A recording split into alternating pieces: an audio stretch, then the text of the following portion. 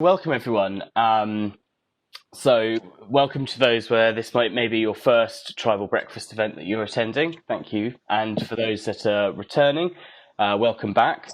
My name's Jamie, and I'm the Business Development Director here at Tribal Worldwide London. And I help lead the ideation and creation of the strategies and propositions for any new clients considering partnering with Tribal. For those of you who haven't heard of us before, Tribal Worldwide is the total experience agency, and what we mean by that is we think beyond established customer experiences and work with brands to innovate within their customer journeys, whether that be from offline to online or out of home to in store, as well as internal engagement processes and procedures. And we aim to create ecosystems that build better products, services, communications, and ultimately better businesses. And we started these events, they were originally physical back in what we should call the old world. But since lockdown, we've been running these virtually. And really they're aimed to bring together industry leaders from a diverse range of sectors and companies to provide new points of view and really learn from each other on how we can deliver new, better and more total experiences to better serve our customers and deliver more value. So our latest event latest event series, shall I say, is called Stronger Than Before, where we'll be speaking with brands and companies that are really bouncing back to ensure they emerge stronger than before the coronavirus pandemic. And we'll be asking them about how they've pivoted, innovated, brought new products to market and innovated in the services they're delivering to meet the needs of the audience in the UK landscape today.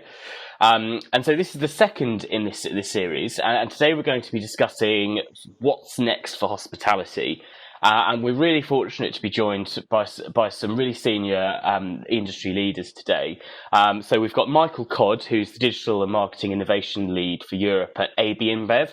And Michael is responsible for the IT strategy for the marketing in Europe, and works on innovation projects that help to transform AB-InBev into the digital age and contribute to their exponential growth.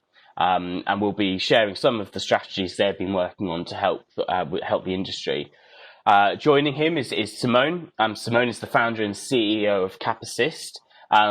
Simone is an ex-professional basketball player that is now working in the telecom sector. Maybe we could talk about how that connection came across at some point. He came up with a really innovative idea during the lockdown to help the hospitality industry. CAPP is a platform that enables businesses and consumers to safely use hospitality services again, allowing businesses to show in real time their capacity and how many spaces they'll have available, all in compliancy with government guidelines. Simone will be telling us all about this live tracking system that he's invented and how it can help the hospitality industry get back to normal. And last but definitely not least is our very own Victoria Buchanan, who's our Executive Creative Director. Victoria is a pioneer in pure digital and is obsessed with interactive behaviour and passionate about creating work that allows people to experience brands in a more immersive way. She's worked with DDB and the pure digital group within Tribal for 19 years, girl and lady, and she is a multi-award winning creative director, producing creative digital works for a wide range of clients, including Volkswagen, O2, Guinness, Budweiser, Unilever, just to name a few. So welcome all of you today. Thank you very much for giving up your time. And for those of you who may have joined during that preamble, we'd like today to be as interactive as possible. And we know that it's a really tough market out there for hospitality right now. So any questions, queries you may have that might spark off of what we're talking about today, please either message myself directly or just pop it into the Q&A box, and we'll look to get your questions answered live as we have the benefit of my three panelists' time today. So to kick off, just so I'm going in order from left to right on my little box windows. Simone, you're first. So I've given you a bit of an introduction there, but I'd love you to sort of just give us a bit of a better understanding as to what you've been up to for the last 3 months and a bit of your point of view on the hospitality sector in the UK right now. Good morning, everyone. First of all, thanks for having me here. It's a pleasure being able to share this time with you guys. So yeah, my name is Simone. I'm the founder and CEO of CAPP. I'm Italian, as you can clearly, unfortunately, hear from my accent. And I've been now living in Bournemouth for the past 4 years. And during lockdown, I had a little bit more time to spend on my own, to use my mind with. And just because obviously I was watching what was happening in Italy and I had kind of like a little bit of sight in the future, I came up with this idea where we could help hospitality, but not just hospitality, more or less any sector during the reopening times and have a bit more smoother operation, make life a little bit easier, combining track and trace and also capacity management. So I was basically looking at Italy, looking at the news, see that they were struggling maybe to combine these two things. So I just thought, why don't put them together, create an app that will enable people to, one, see what is busy and what is not, depending obviously maybe your age group, maybe if you got a family or not. Obviously, you want to choose a more or less area to go to, and obviously by logging in people in different venues, you can have a live map of where you can basically go to. And also on the business point of view, instead of taking details down with pen and paper, let's say the old-fashioned way, you can just do that by letting people scan into your venue by QR code. So obviously you can store all those details on file safely, and also will be a little bit less stress during reopening times for these people, as they already have a lot going on. Obviously, reduced capacity is a problem for all these businesses reopening. So let's try to give them a little bit less weight on their shoulder to carry on. Excellent, thanks, Simone. And how have you found the last few months as this app's been coming to market? I know you're working across a few councils in the south. How have you found that traction and uptake? So basically, we've been received very, very well at the beginning from the BCP conurbation, which includes Bournemouth, Poole, and Christchurch. And obviously, they loved the idea. They thought it was something that would be really beneficial for our area, also because we have a lot of tourists coming down, whether the weather is nice or not, especially probably tomorrow and the upcoming days. You will see a lot of them popping down, which obviously is a risk, is a benefit for the economy, but it's also a risk considering the virus is still here, is still present. So we do need to have some solutions in place to make sure that everyone is safe, everyone is compliant with the government guidelines.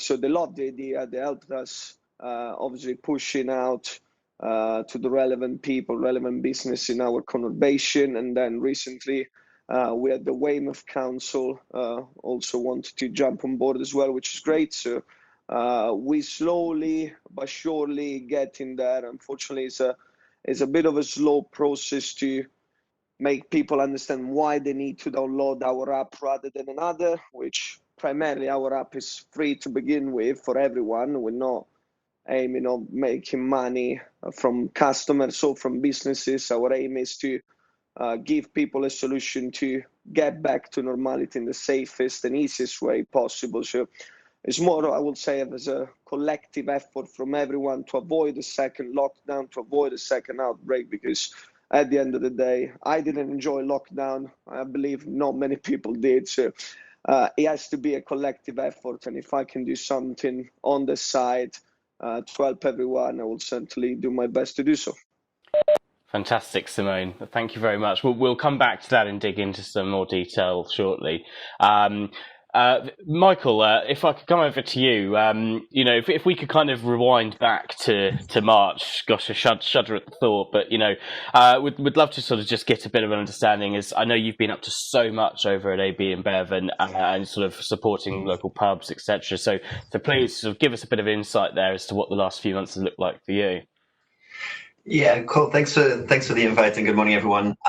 So indeed, as a global business, we also had the benefit of seeing very early on what was happening in China and how China deals with the crisis. So I think, in February, we already started planning for potential lockdowns, or like people not coming to the offices before the government's communicated officially.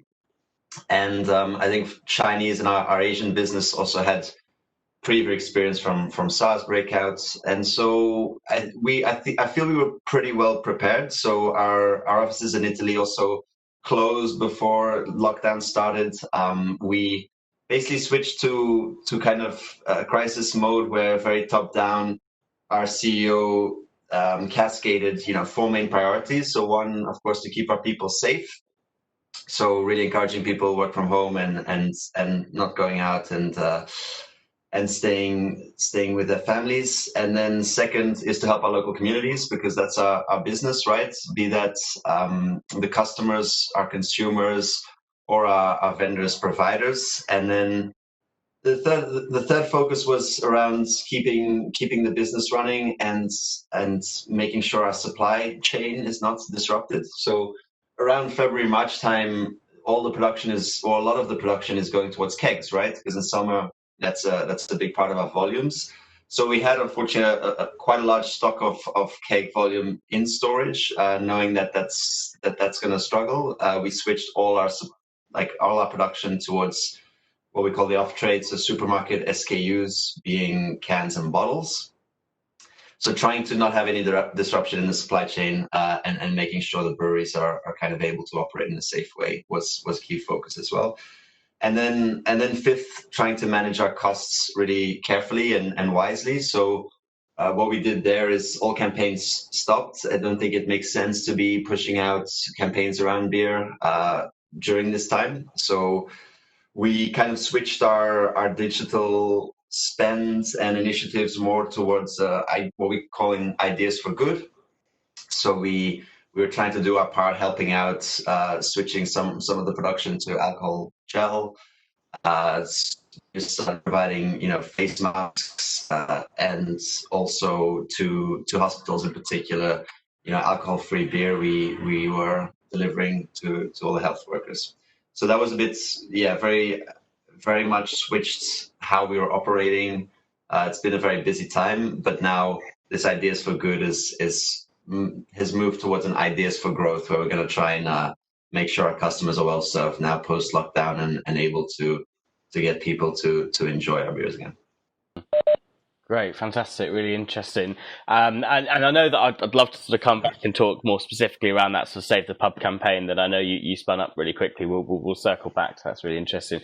And Victoria, obviously, sort of working across all of our clients really over the last few months, but I know I've personally worked with you on a few projects with some restaurants, alcohol brands, etc. And I know you've got some really interesting insights around sort of your viewpoint on kind of the experiences really that the hospitality industry needs to be delivering.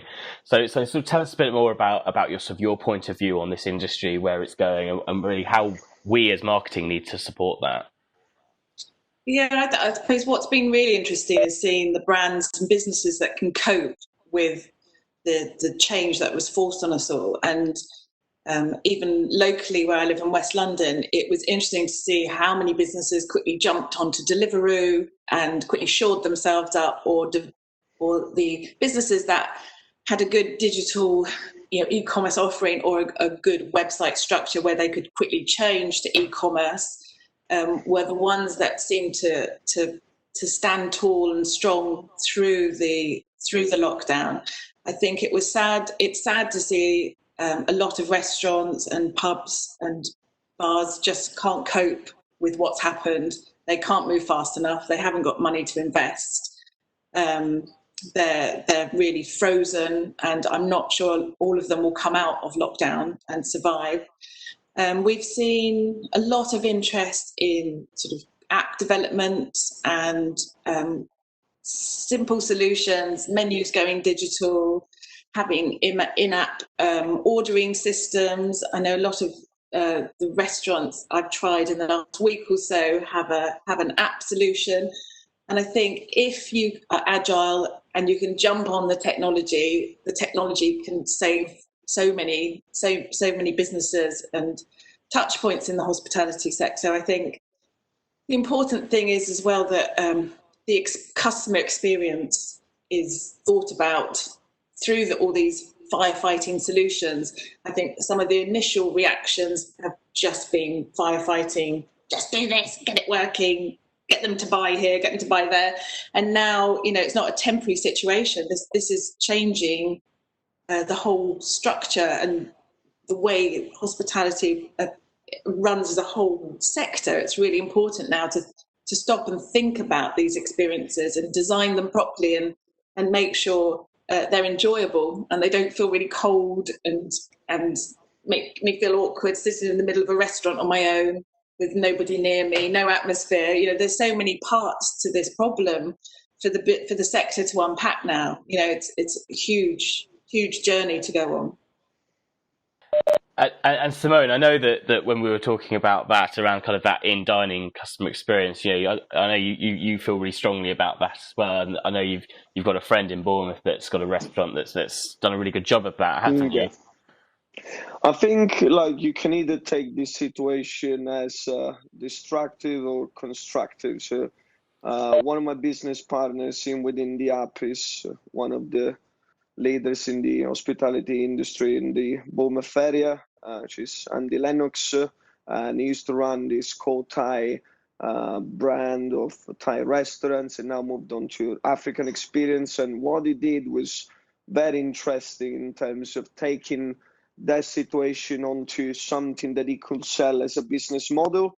So he basically created this whole dining experience within the government guidelines with panels, with obviously the hand sanitizing, footprints on the floor, which it works really, really well if you put the effort to make it look good.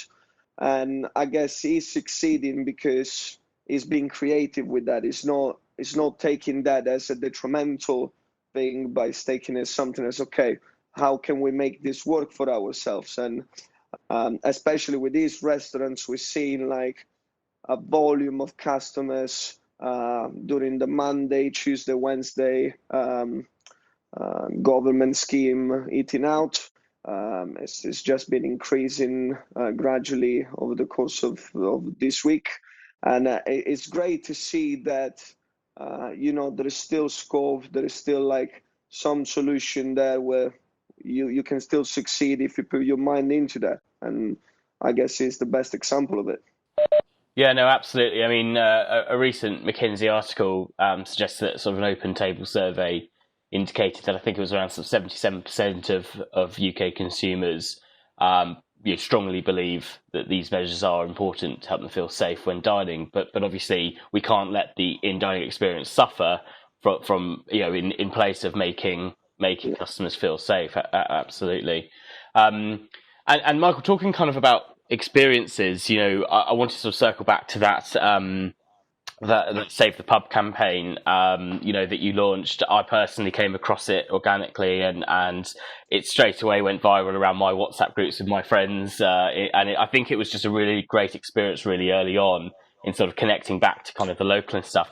Tell us a bit more about that as a case study, how that came about, how it was launched, sort of the traction of it, etc. Really like to learn more. Yeah, it was really interesting because the idea originally started in Belgium with our main brand there that we have called Jupiler. And so we've been working on this Jupiler app for the last 3 years or so. It's basically a sports app, like news updates and stuff, because they're the main sponsor of the football league. And we had been working last year already on having a payments integration, so you can load credits and then basically pay in the bars.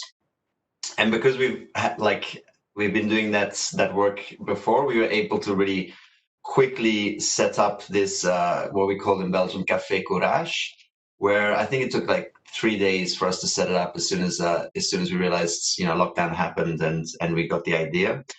To then for people to load that credit, and then in Belgium it's within the app you can then go into the bar and pay once lockdown finishes. In UK then we kind of copied that. They copied it all over the world, and there we set up this Shopify shop that on one hand side bars can create an account and put themselves available for donations. On the other side, people, consumers are making donations to their local pub, because we knew cash flow is really important for them, right, in order to survive. And what we did from our perspective is we matched every donation to every pub. So happy to say, a few weeks ago, we went over £1 million that has been donated to those bars, and of course got a lot of grateful feedback from the bars, and hopefully that'll help as well. Not seeing too many closures that Victoria's predicting, which will happen unfortunately, but we're trying to limit that, of course. Yeah, no, really interesting. And what would you say? I mean, other than obviously the concept itself, which goes stands up on its own, and I know definitely resonates with the UK consumer, with the local and the pub. What else would you say you attribute the success and the traction of that £1 million raised to? With regard to that kind of in-channel activation and actually kind of getting that rolled out there.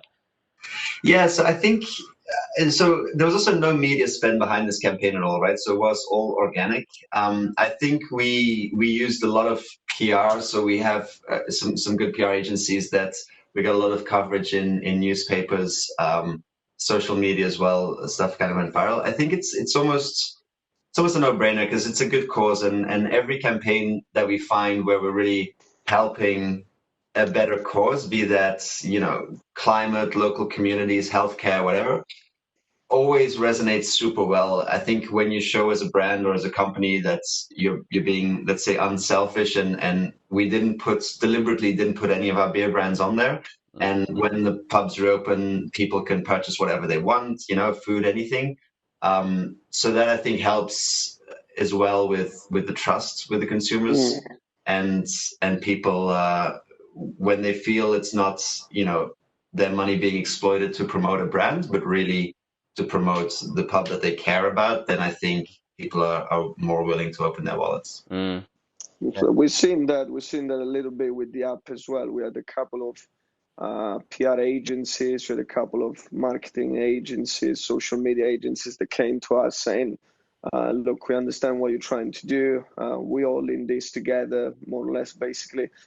So we would love to help, just do our bit towards the cause, because end of the day, the world as we knew it before is just changed. It's not going to be the same moving forward. So we need to be prepared, and we need to be working all together rather than separately to avoid a situation like this happening again. And it's great when you see initiatives like that and people like coming together to help each other. I think we should see a lot more than that in the upcoming months. The UK got the most amount of donations in relation to the population, right? So you do also see that it really lives in the UK. The pub culture is super strong here.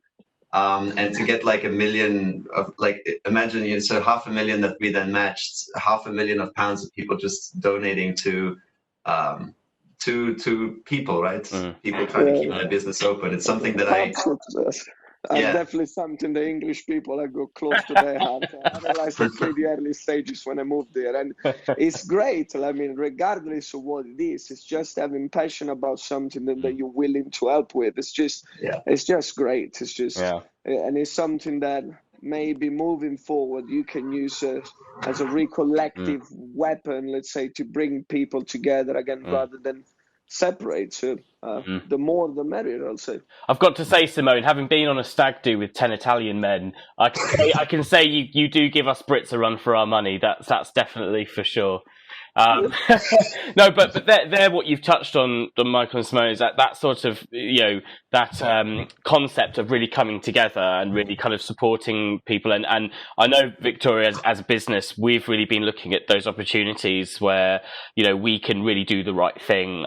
Whether that's kind of delivering some pro bono work to customers, or I shouldn't probably say that in front of 18 clients because I'm going to get inundated with emails now. But I think we are in a space right now where doing the right thing is really important. And I know that's a passion we live and breathe as a business, isn't it, Vix? Yeah, definitely.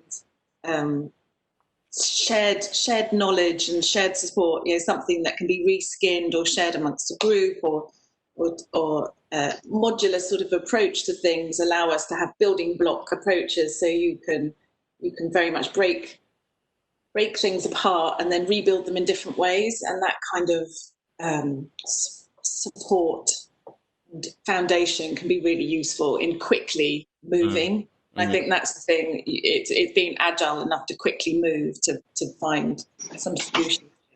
Yeah, no, definitely, and you see that in examples like Michael's, where they can spin something up in a couple of days. And over the series of these events, we've come across so many case studies where people have been able to deliver campaigns, or deliver a bit of innovation, or deliver this in a space of time that usually in a normal year would probably take 3 to 6 months of sign-off process and bureaucracy and finding a partner to deliver it.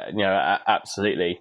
And talking about kind of those sort of new offerings that, we've had a question submitted here where this chap's sort of knows that some hotels are kind of pivoting slightly and offering different sort of services like hot desking for people and just really kind of trying everything to bring kind of footfall back through.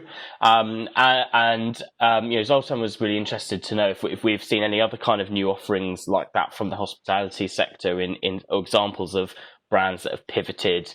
Simone, I don't know if you've come across that in any of the restaurants that you've you work with, or Vix, if you've got any examples of that at all. Yeah, there's a brewery, I'm sorry, the name has just slipped my mind now, but brewery in East London that realised they weren't, the flow to pubs had changed and they weren't getting to customers. So they've created a lorry that you can book. So on the website, you can book it to come to your house and you pay for a 20-minute slot or half-hour slot. And when the brewery pulls up, you have 20 minutes and plastic bottles to get as much beer off the lorry as you can. And then when the 20 minutes up, the lorry drives off again. And I just thought that was a really innovative way of, if you're not coming to the pub and buying our beer, we'll come to you. And a really smart and really good fun, if you keep it down to your little bubble, way of getting some beer in. And I think you mentioned it as well, Victoria. Obviously a lot of these pubs have brought in these app systems now. Where you it's all table service. You sit down, you order, they bring it along. Even though that's quite a simple thing in 2020, it almost makes you think, well, why isn't that a service that's been delivered before? It's such a simple thing, and that's actually a good experience. That sort of digital table service. Simone, have you got any kind of examples of the restaurants that you're working with where anyone's kind of pivoted their offering or?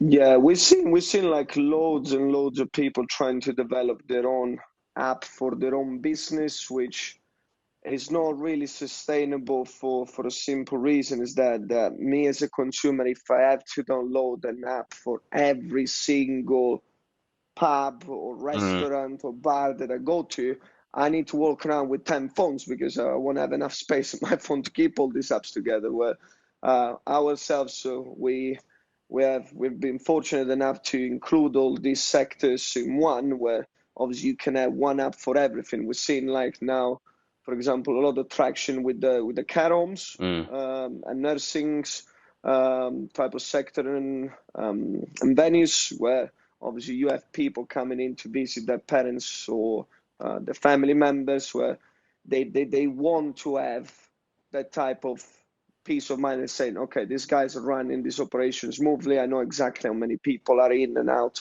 at the same time. If I want to go and visit my family members at a less busy time, I want to know exactly when I'm allowed to, which is a model that then we've seen has been taken on by the likes of Pure Gym. So Pure Gym have developed a system like this one, where basically, obviously, every time someone scans in their venues, it will tell all the rest of the people that are in that exact same gym, look, at the moment we have, let's say, 80 people out of 100 capacity. It's your choice if you want to make the drive down and risk it, where it can be full in the meantime by the time you come down here, or you can wait. So we're trying to give everyone that flexibility where you can say, look, I want to know exactly when I want to go out, and I want to be safe to go out in a certain place. Let's say I go out with my kids, I go out with my elderly. I want to choose a restaurant that maybe is less busy than the other ones, because again, we've seen that there is still a lot of fear of the virus. People are still cautious. So, and we're seeing again that there has been another outbreak in Spain. So, it's far from gone. So, we need to walk in the same direction to avoid to make the same end that we did. Yeah. So, and if I may sort of dovetail into all that, Zoltan, I think I've definitely personally seen some great examples about how businesses have pivoted. There's a hotel that I stayed at in Bournemouth a couple of weeks ago called the Royal Exeter. They've basically transformed their car park at a space where they're not really getting a lot of hotel bookings. They're probably at sort of 20% capacity kind of thing. They've turned their car park into what I think it's kind of like a makeshift theatre. Yeah. And they have a DJ, so they've sort of got loads of sort of podiums and benches, and outside bar in an old shipping container, a DJ playing, and just a great use of space, where they're not that otherwise, that's just sort of an empty car park that's not doing anything for anyone. And honestly, so my partner and I came back from dinner probably about sort of 10:30, and there was a queue down the road of people queuing to get into this, and then otherwise that would have just been an empty hotel probably struggling to make revenue. So a really great example of how people have utilized their space and sort of rethought their space of how they can actually still bring the revenue in. So thanks for that question. Michael, probably maybe a question for you. I wouldn't want to put you on the spot. We might have to sort of come back to Alex on this one, but he's asked here. So he's based at Nobu Hotel at Portman Square, a new hotel opening up in the next 3 months, and would love to know if there's been any discussions in terms of how to integrate tech with the live events market. So, I guess from a technology perspective, are there kind of any specific trends coming out in kind of how places like hotels, restaurants, bars can link into these other sort of shared interest spaces like live events, like I mentioned, the hotel doing a sort of DJ and sort of events like that. Have you come across anything like that in the tech space at all? So I would say I would agree with Simone's point that like pubs, restaurants, hotels, they also get a bit inundated by requests to pilot this, try out this. I've got a new app or this event. So we do try to also like streamline a bit, at least from our perspective.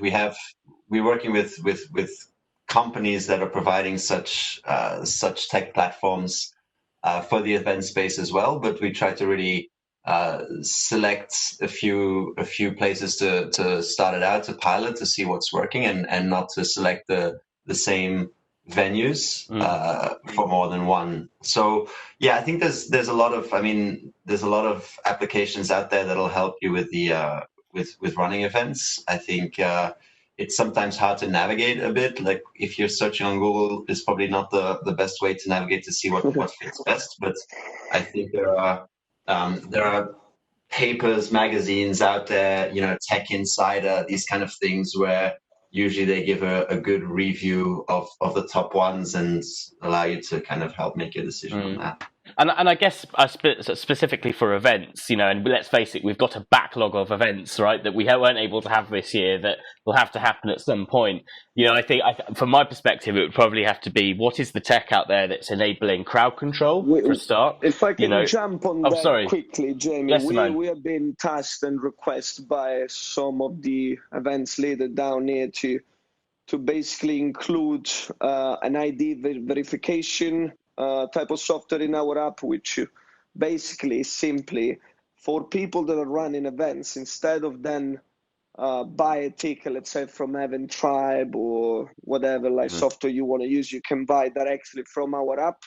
Because by doing it that way, we already have a logo who is buying what. So then when you go to such a venue, because they will essentially then use the app as well, you log in people directly from the app. So you don't need to bring your ID for a nightclub again. You don't need to bring your ID, let's say, for an event or whatever it is. So then also from an health and safety perspective, if something, God forbid, happens, and I know I go X amount of people in my venue, X amount of people are out, I can tell you exactly who's missing in that type of situation. So it kind of solves both problems, but this will be part of our phase 2 of the app, which I think it will work really well with the event industry, which is unfortunately not running yet, but hopefully it will be back on their feet as well soon. Yeah, no, definitely. I think and I think that any tech like that that's helping with crowd control, track and trace, helping make sure that any events going ahead is safe and people feel safe. But I've also seen a few examples where this blended experience is coming along, where we know we can only fit 30 people in here. The sort of technology that's then enabling people to still enjoy those events virtually as well. So you kind of get a blended audience of a half online audience, half physical audience. For the online audience, you may not be getting revenue for things like sales of drinks or food or whatnot, but you're still getting your brand out there, and you're still positioning yourself in front of people that will now know of you and may visit your venue or your hotel or your restaurant at some point. So I'd be very interested in following that kind of blended event experience. There's already been a few, like Glastonbury, which was a local thing that we did where we around my area, where with the it's like a virtual Glastonbury because it couldn't go ahead, kind of thing. But yeah, so we'd love to see more of that. We've had another question, Simone, for you actually. That you mentioned there was sort of slow uptake on people downloading the app, but how would you encourage people to do this based on your experience, specifically within the restaurant industry? I think we touched on this yesterday, Simone, when we were talking. How do you really drive that? So what we've seen is that essentially it needs to be each restaurant, each venue to thrive that downloading section of the app. So basically, we providing you with a tool completely free to be able to do so. But each business then needs to target their own audience, their own customer to make that experience smoother and easier. So, for example, if I register as a restaurant to CAPP, what I would like to see is this restaurant on their social media pages say, look, we're working with this solution at the moment. Upon coming to our restaurant, please download and register to the app. So all you need to do once you come to our venue and to many other venues around is basically just scan in your code. So that transition will make the customer experience a lot easier, but also the business experience easier, because obviously when people come to your venue and they need to download the app, they need to register, it might be a bit awkward, it might be taking a little bit of time. So again, it needs to be a collective effort to make this work. Obviously, we've seen like car homes are doing that already on the social media pages, but the restaurants need to pick that up a little bit slower, I guess, because they're busy themselves. So it's a little bit of ownership on both sides. It's sort of down to the customer, but also really down to the venue to make sure that they're driving that. And I suppose what I'm hearing there as well, Simone, is sort of making sure that at a fundamental level, the UX and the UI of the app is nice and simple, nice and intuitive to use. So you're not going to get drop off. I mean, I know, Victoria, you said you were in a restaurant and the app wasn't very good. It was a bit clunky, wasn't it, Victoria? It wasn't a great experience, Yeah, it was. It's quite nice to see the rise of the QR code, but QR code's a really smart way to get information. But yeah, we were in a restaurant and the menu was too small for my phone. It was designed for an iPad.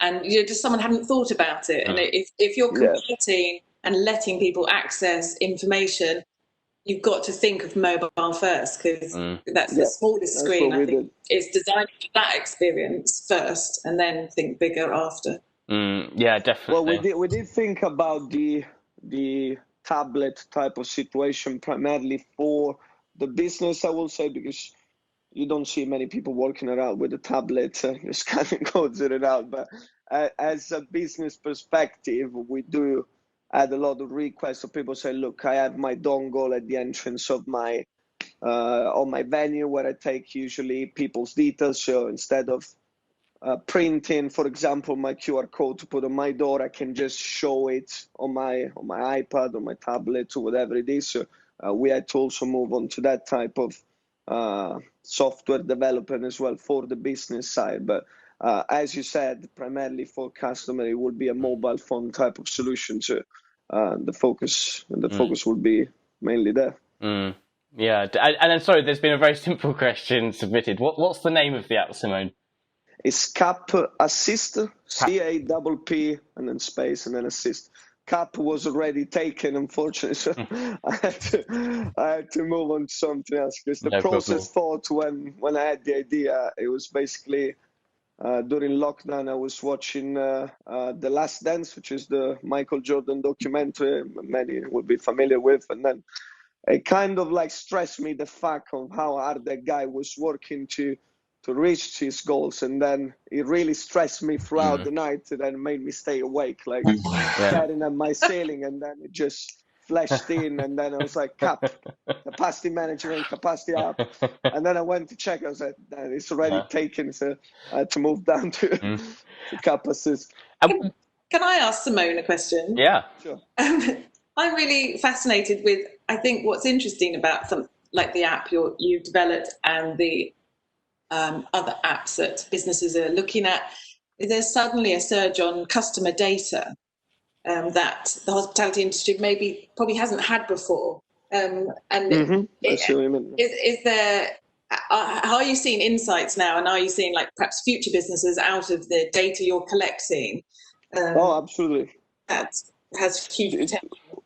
We see the main difference, and what we're trying to let people understand as well, is that our app is not a booking app, because when I had like a couple of people coming back to me after downloading the app saying, look, I don't actually need that, I'm using like the likes of Open Table, of Rest Diet. I was like, yeah, that is perfect, but this is not what we're doing.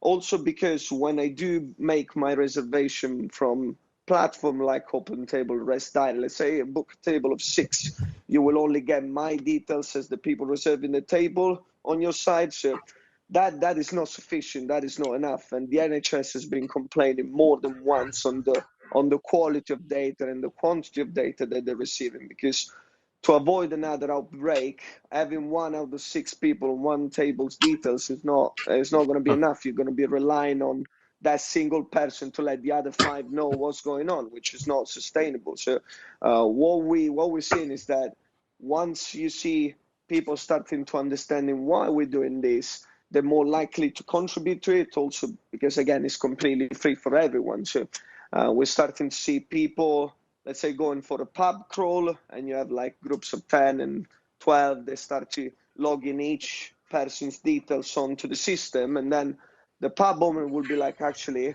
I will never get those details in before normally, because I will just basically get the people that make the reservation. And obviously they can't use those details for marketing now, but moving forward, when it's not going to be COVID-related situation, you could use those details for marketing purposes to have a bit of understanding of what your customer base is, and again, also see the trends of when people like to maybe come to your venue, in what sorts of numbers, and those type of things. So it's great to see the change on that type.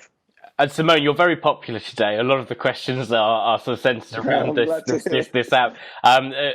Rosie here, sort of keen to understand how you kind of ensuring what's the process around GDPR. You know, how you're ensuring that. So yeah, we're fully GDPR compliant. We spend quite, unfortunately, a significant amount of money to make sure that side is kind of bulletproof, and also got privacy policies in place, and also we're not sharing our data with anyone apart from the NHS when and if they request it. Obviously, each business will have those details logged in for 21 days as per government guidelines, but then the data will automatically disappear. They can't save the data from our software. They can't save any type of details. They can only see that those details are kept on file whenever they need to access it, again, for NHS and for COVID-19 purposes, which we do hope not. But yeah, we've been really focused on making sure that also that side is fully covered, because we've seen events such as the like of Facebook and any other GDPR regulation outbreak that has been before. Is not something that we want to be part with, quite frankly, also because, again, we're not making this to make money initially. It's just to help everyone out. Again, at the same time, we want to make sure that is safe on that side as well. Yeah, you're not just a data aggregator that you're going to monetize it at a later date. You're doing this for the right reason. And I think kind of looking at that purpose, and I think it's probably kind of goes back to a previous question around kind of how you're getting traction and how you're getting people downloading it. I think from what I'm hearing from you, Simone, correct me if I'm wrong, it's just making sure that the purpose of this app is really understood. And you know, it's unlike, I think we spoke about the trial in the Isle of Wight that was a bit of a failure, but that was more of you know, we're going to constantly track you, Big Brother kind of following you about. That's what they struggle with, because again, looking at Italy as well, Italy has developed their own track and trace, which was severely unmanaged from the beginning, as that they are lacking in the very base of the software itself, in terms of people had to add the location constantly on, the Bluetooth constantly on, and even though that they had like a couple of millions of download anyway, but the struggle with that is that people don't want to be tracked 24/7, even though they know already they unfortunately have been with Amazon, with the WhatsApp, with Facebook, whatever you like to put it down to. You know, you tracked more or less 24/7. You just don't want to be told that is the case.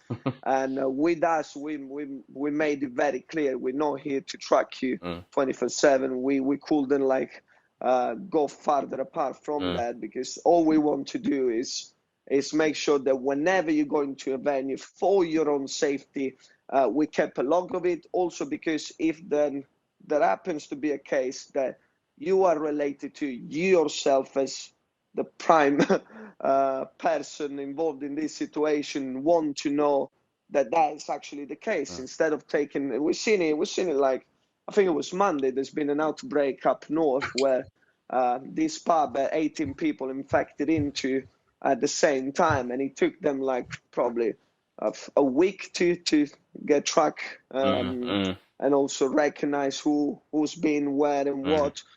And it for your own safety, it can't take that long. Yeah, it can't take that long. No, definitely. Well, look, we're sort of in the final 10 minutes, so this is the time I like to kind of we've covered a lot here. You know, we've talked about sort of the in-dining experience and also just the kind of the experience of going to whatever it might be, a hotel, a restaurant, a bar, a pub, you know, and making sure that, you know, we're not sacrificing safety for experience, but making sure that we're making sure that one works with the other. You know, and we've talked a lot about, you know, obviously the track and trace, you know, app that Simone's developed around sort of helping people dine with confidence and helping businesses track that better. We've had some really interesting case studies from Michael around you know, how to quickly innovate and bring new campaigns to market for the right purpose, for the right reasons, and some really interesting conversation there around the importance of kind of coming together, helping each other, supporting each other, and doing the right thing. So just really some closing thoughts, really, you know, from each of our panelists. I'd like to sort of understand, I guess you're all plugged into your own headspace in this sector. You know, I'd like to just get sort of a couple of minutes from you each around what's your predictions for what's next, you know, as we're kind of coming into a new phase of dealing with COVID now.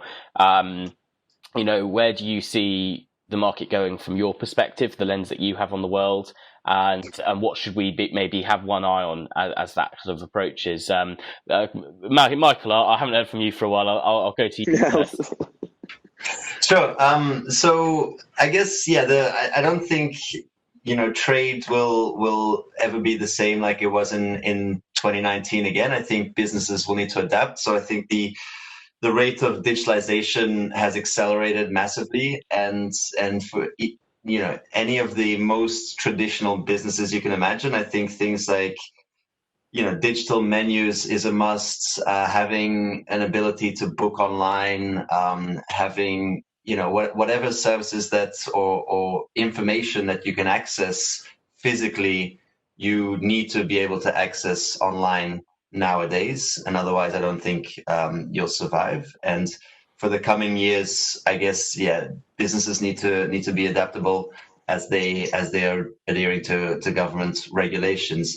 That said, I think everyone is looking forward to, you know, the events business, especially opening up again and being able to salvage some of the year that pretty much most of us lost, and the summer that's running out. But I think we need to not be too scared either, and we need to try to get back to normal where as possible. Try to get the economy back up and running where as possible, because the economic effect of this year will be felt for the next 4 or 5 years to come. So I think it's whilst we need to all stay safe, I think it's really important to try and kickstart the economy again. Absolutely. And Victoria, I guess from the lens you have on the world, where are you seeing this going over the next 6-12 months? Any predictions that you're seeing coming through at the moment? Yeah, I think the pubs and restaurants are a massive part of our community, and I really miss meeting people, and there's a need to solve these problems for our local communities and for each town and village. And I think it's exciting because we're having to make massive transformation steps here. People have got to take risks and be innovative, and you've got to think differently and move fast. And I think we're going to enter a very exciting time where we're reinventing experiences and businesses are adjusting. One that's particularly affected me through lockdown is your meal kits and that whole approach. HelloFresh, we'd all be really thin and dead if we hadn't had HelloFresh. HelloFresh has been amazing, and I really love the experience. We've all learned loads about cooking in our family. The kids cook. I think another experience, insight I learned this week, I met the co-owner of the Waterside Inn, Michelin 3-star restaurant down in Bray, and I thought it was fascinating. He was telling me that they've reopened, and what they've done is they've reduced all their menus, and they've just got a tasting menu for 160 quid, which is the most expensive menu they have in the restaurant. But he's not giving the customers a massive choice because of stock and supply issues, but people are willing to pay this amount, and he's reduced the wine list to his top 10, again, very expensive wines. And he said they're actually making more money on less people at this moment in time. And his prediction on that very upper level of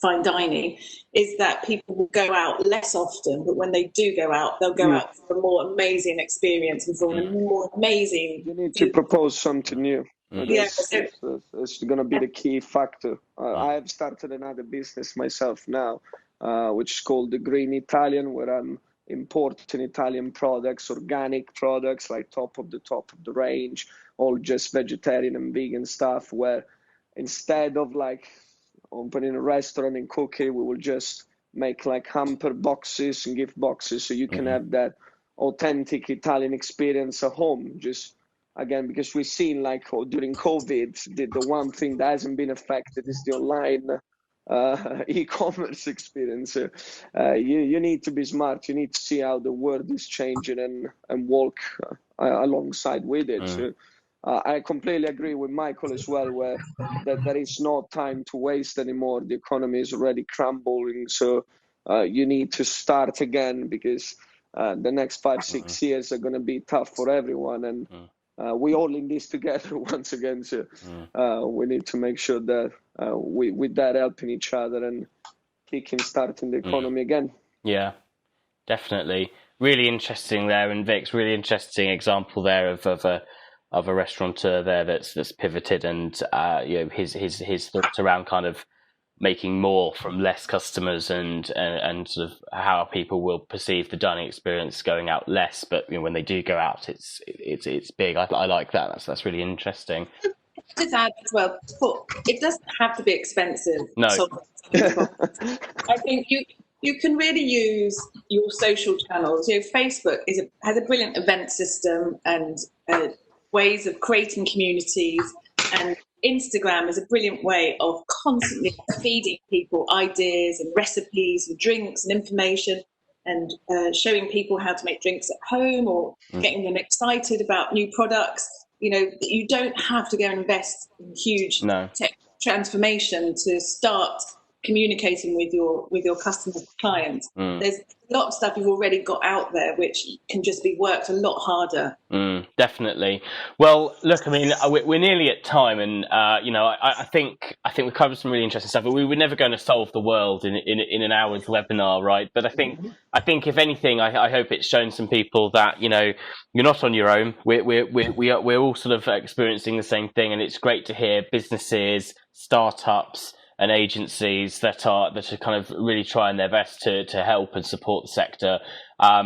So listen, thank you very much, panelists, for giving up your time today. I know you're all very busy people, and I really appreciate it. And for everybody that's logged in today, I thank you for your time. I hope you've enjoyed a bit of an hour out from your morning to just sort of listen to us go on, and I hope you've heard at least a few bits and bobs there that may have sparked some thinking for you, might have sort of been reassuring to hear, and certainly if there is anything that has sparked any thinking from you, please don't hesitate to reach out to myself or Scarlett or Michaela, who would have been involved in inviting you today. If you'd like to sort of set up a more one-on-one connection with us, and we can kind of continue on a conversation specific to your situation, be more than happy to sort that out. Or if you want the details of Simone or Victoria, anyone that's attended today, if we can link you up. So please keep an eye out in your email inbox for the next invite for the next webinar, and also for our coffee breaks, which we're going to be organising for people who attend these webinars. They're much smaller and intimate events with a different format, and so we hope to sort of welcome you back again. So enjoy the rest of your afternoon. Hopefully the weather will brighten up, and I hope you get on to a nice hot weekend, everyone. And thank you very much. Thank you very much. Take care. Bye now. Have a good day.